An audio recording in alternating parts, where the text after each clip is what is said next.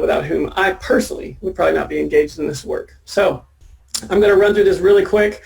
There's so much exciting detail that I wish I could share with you, but this is going to be kind of a high-level summary of ICON in our work in off-planet construction, especially the lunar surface. So ICON is a company that started with a mission, and that mission is to solve the global housing crisis, which to us means we need a new paradigm of construction because we've been building homes the same way for 1,000 years, and that's not technology CEO hyperbole. It's literally been sticks and bricks for about 1,000 years. We figured out power tools and a few other things, but the paradigm has essentially remained the same. And we think that the future of construction is automated and digital. And so we're trying to develop advanced construction technologies that advance humanity. But that problem of the global housing crisis is what first animated ICON. We work in 3 primary areas: robotics, software, and materials. And by work, I mean we're doing primary fundamental research in all 3 of these areas. We have PhD level staff running labs in all 3 of these areas because there's so much work to be done that there's just it was not possible to outsource and make the kind of progress and velocity that we need.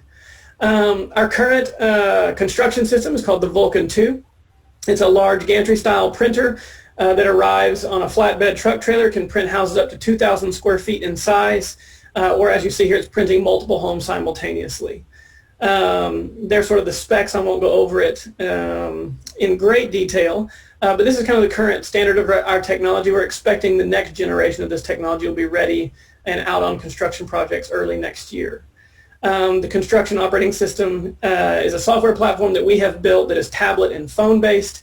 Also includes a remote mission controller. We can operate, diagnose printers from thousands of miles away, including we had a project in Mexico that I'll talk about in a moment, where we were able to control, offer over-the-air updates and things on the printers while they're out in the field from Austin, Texas. That's some more screenshots of our operating system. We develop our own proprietary material science because every construction project so far is different climatic conditions, seismic conditions. But generally speaking, our lavacrete, as we talk about it, we have a volcano thing going on at ICON, is quite strong. It's stronger than most materials used for residential construction. This was actually a gentleman who's a member of a demolition crew who was paid to try to tear down a test print in our lab so that we could do another test print. And you can see it's if you tried that on hardy plank or sheetrock, you'd have a very different result than he's having right there. The kind of state of the technology with regard to speed, people usually have a lot of questions like that. The rough rule of thumb right now is about 500 square feet of livable space per 24 hours of printing. And you can see that extrapolated up to other house sizes. You see the little inset printer where we're printing 3 houses at once. Talk about that project more in a minute. And so how that nets out to a totally constructed house. The average construction time for a home in America is about 8 months. We are delivering homes right now in about 4 months per home from the day that we break ground till it's ready to move in. And that's without a professionally optimized, we're a technology company, not a GC. And we think we can go even faster yet. The big benefits that we've discovered are, of course, the speed, the customizability, right? Every home can be different. Those 3 houses I showed you a second ago, all 3 of them were different because it's just a different software file. Naturally resilient, high-performance material, lower cost for the reasons you can imagine, the ability to scale, in very near zero waste. Our last print, we had less than 0.5% of waste by mass. Because with the 3D printer, you print what you need to the drop, and then you stop. And that's cool, not just because it rhymes, but because that's a big problem on construction sites if you've ever been on one. To review a few projects that we've done so far, this is where it all began for us. This was the first permitted 3D printed house in the United States. It was done with Vulcan 1 in March 2018. We unveiled it. I actually know the gentleman who is occupying that house today, and we've been working with him to continue studying that house and see how it's weathering over the past 2 years. We've learned a lot, reformulated things like that, but the house is still in good operating order, and everything is going fine. We printed a near copy of that house a year later, except twice as big, and we did it in half the time. So it was a 4x overall improvement in speed there in Austin, Texas. We then, out of that same location, printed 6 houses, but we printed those 6 houses 3 at a time with 3 different floor plans on each house. That was completed in March of this year. We averaged about 24 hours of print time per home on these. And then the world's first 3D printed community would have already been completed by now. We had to stop because of coronavirus, but it's well underway. And we're averaging about 24 hours per home there. This one is interesting because not only do we print these homes 2 at a time, but it's also in a seismic zone. And in fact, a 7.1 earthquake struck this site a few months ago, and there was no perceivable damage to any of the buildings. We haven't got out the like actual radar guns and things like that, but it appears that they have survived. In fact, much better than the surrounding community. We had to do some we had to reformulate, knowing that this was in a seismic zone, and we changed the internal wall geometry in anticipation of this event. It was really both sort of gratifying as an entrepreneur, but also gratifying as a human to know how safe these buildings were. We also have partnerships with various branches of the military. This was a project we completed recently with the Marine Corps out at Camp Pendleton, where we're doing sort of a print in place, rapidly deployed, no foundation out in the dirt lot. Can you quickly build something in a moment of need to provide upgraded resiliency for them? And in fact, we did, and it was very exciting. This is a project that we broke ground on this month. This will be our first entrance into mainstream American housing. It's a little bit of a hybrid project because that's what the customer wanted, but these will be houses between 900 and 2,000 square feet. And they'll be the first homes in the United States to largely incorporate 3D printing and be sold at market rates in the United States. So be watching for that. But the reason you're all here today, we talked about advanced construction that advance humanity. One is to solve problems, but probably the most exciting opportunity in front of humanity, I believe, is to become a spacefaring civilization. We've been thinking about this almost since the founding of the company. We participated in NASA's Mars 3D Printed Habitat Challenge jointly with the Colorado School of Mines. We won a few awards along the way. We're one of the finalists. But that was the same year this company started. So we've been thinking about this opportunity from the very early days. And then, of course, you all know that NASA has announced via Artemis that it has intentions to go back to the moon, and not just back to the moon, but ... to stay. That is going to require the development and deployment of more robust infrastructures than the Apollo programs required. And our first home on another world is a really exciting prospect. It really is going to be the hardest and most challenging architectural and engineering construction project ever attempted by humanity. And we hope it's worthy of our hopes and dreams in space. And so we have begun development on a system that we hope can support this effort. We have a strong bias to in situ resource utilization, kind of a live off the land approach that we think is going to increase speed, increase reliability, decrease cost, etc. We did the rough back of the envelope calculation on the dry material of the houses we've been printing. If you just truck up the dry material to the moon, it costs you about $1.4 billion per home to 3D print very small houses on the moon.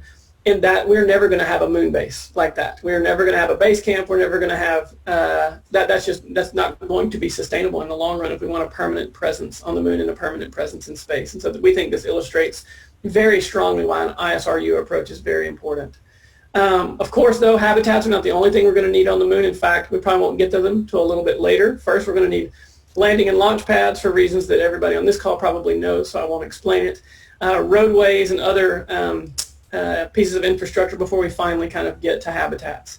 And so our idea is one construction system based on ISRU that can deliver all of the major pieces of infrastructure that would be needed on the lunar surface and perhaps one day Mars. Of course, there's a lot of approaches to habitats. In particular, we think eventually all of these are going to be used, all of these are going to have a place, but we are focused down there on the right-hand side on the additive construction piece that's very ISRU heavy. And so that's kind of where we think we fit in to the matrix of various habitats that are likely to be used on the lunar surface. One of the cool things, though, about 3D printing is not only the ISRU focus, but it's compared to some of these other approaches, it has probably the highest inherent safety with regard to thermal insulation, radiation shielding, and micrometeorite projectile protection. And so that's what we're up to. We're creating an off-world construction system. The major objectives, right, are to be ready to be doing some testing by as early as 2025 on the lunar surface, using 3D printing and additive construction as a paradigm with a strong bias toward in situ resource utilization. We hope to make that system extensible and perhaps easily adaptable for use on eventual Martian operations. We've been working with the crew out at NASA Marshall and reading a lot of your papers that some of you on this call have published to kind of get some early kind of product objectives, including, thinking about launch and landing vehicles, communication monitoring, controlled deployment and movement on the lunar surface, lunar environmental challenges, and of course producing multiple structure types using ISRU-based approach. I won't go into great detail on this presentation with this group on The lunar environment, I'm sure you all know a lot about it. Some of you have published a lot about it. But it's a different world. It's a completely different world. And we're going to have to design not only a system, but then infrastructure that can survive all of these various hazards that exist on the moon. So what we're up to, we sort of started at the top and started on the bottom. At the top, we're focused on high-level system architecture development. How are we going to move around and what's going to move an ultimate deposition system around the moon? And then ultimately, what are those deposition systems going to be in the construction system? So I'll kind of catch you guys up in a really fast way on like where we think we're at. We did a lot of exploration on the kind of systems that we might use to move around and actually do construction on the lunar surface. We then tried to categorize all of those mobility platforms, as we call them, and they fit into like kind of 5 basic categories: gantry, rover, robotic arm, a Delta-style printer, or a boom tower, as we call it. All of them have benefits and strengths and weaknesses. I won't go into that here. This is a summary, and you're getting even a summary of the summary, but we've thought very hard about what makes these things work or not work. We've tried to develop a very provisional way of scoring these systems on a scale of 1 to 5, because it just gives you like really rough kind of spidey sense on most productive lines of further research and development. What you can see, though, is almost nothing is outright ruled out at this point, even though a few leaders kind of did emerge in our explorations. And in fact, this is actually our favorite concept. We've actually refined this concept a bit further, but these are some of the early studies that we've done. And specifically, you can see that a couple of things we discovered by working with architects like Big and Search, who you'll hear more about perhaps in the future. Perhaps one day they'll address this group, in fact. Not only would it be helpful for us to be able to actually do a deposition on the lunar surface, but also to convey and deposit loose regolith in a precise way. And then also the ability to have kind of a crane-like mechanism and to be able to print and move things around or move other pieces of infrastructure around would be helpful. We've tried to think about flight configurations, mobility configurations, and printing configurations. And in the early analysis, this system continues to hold up. We've done further explorations about how it would interface with other pieces of technology on the lunar surface. And we're pretty excited about that directionally. And then at the other end of our research and development efforts are the actual deposition systems themselves. How are we actually going to, quote unquote, print on the lunar surface? On Earth, we use a water-based extrusion process in our Vulcan systems. That is not likely to work on the moon for reasons people on this call understand, not least of which is water's below the triple point and will sublimate. And if you found a structure with a high water content, you'd probably tear it apart to make rocket fuel and life support systems. So the primary areas of research for us right now are melting, microwave sintering, and laser sintering, a little bit of casting, and a few other areas. This is our microwave sintering benchtop testing that we've been undergoing so far in our lab. What we found with microwave is that it sinters a large volume of material, but rather unprecisely so far. There's some more experiments you can see, the results, the things that we're doing in our lab. We're also experimenting with laser sintering, which tends to sinter very precisely, but does so in a low volume way. And so those are sort of the trade-offs we're learning there. This is a little bot that we've developed to sort of lay down a bead of lunar regolith simulant. I should say that we're using the Highland simulant from the Exolith Labs. The Lunar Highland Simulant 1 is the simulant we're working with across the board for all of our experiments.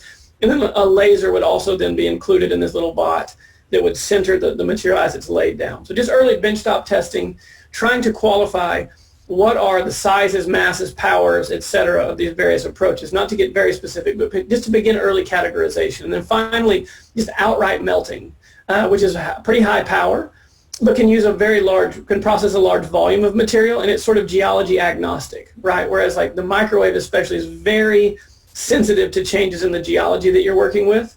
The melting, you just sort of throw it in and turn it up. Of course, I'm being a little over crude, and it melts. And it becomes a very, very interesting material. When you get a high olivine content, it seems like it turns into glass. But this sort of manufactured geology is really, really promising so far. You can see some of the samples that we've prepared for testing to start getting some of the materials characteristics of this work. And it's very strong. If you'll remember that our Earth-based construction materials are about 6,000 psi. These are getting as high as 30,000, close to 30,000 psi, and we're averaging over 20,000 psi with some of our early experiments. And so we're pretty optimistic that using lunar regolith, we can make quite strong materials without needing water or other binder agents, which is really, really exciting because it continues to encourage us to pursue this strong ISRU bias. We're trying to sort of get a sort of rough early, like how are we going to down select, how are we going to think about these different approaches, but we're still very early days.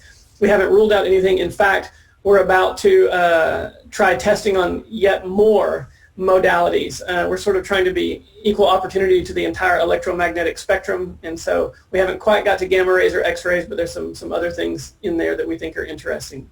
The partners that we're working on to do all this with, of course, big in search are architecture partners, the crew at NASA, Marshall, various agencies in the military. We've seen strong support, strong partnership, and that's how we've been able to get so far, so fast. You guys are getting a little bit of a sneak peek today. We're actually going public with a lot of this on October 1st. You'll see some press releases, so watch the media. So yeah, this group's getting a little bit of a sneak peek. So much more detail I wish I could share, but I hope we all feel encouraged that a moon base is a possible thing that we ought to be pursuing, and that there's no sort of fundamental physics, laws of physics reasons why it can't be done. So we feel really encouraged and excited to be part of the team. Thanks for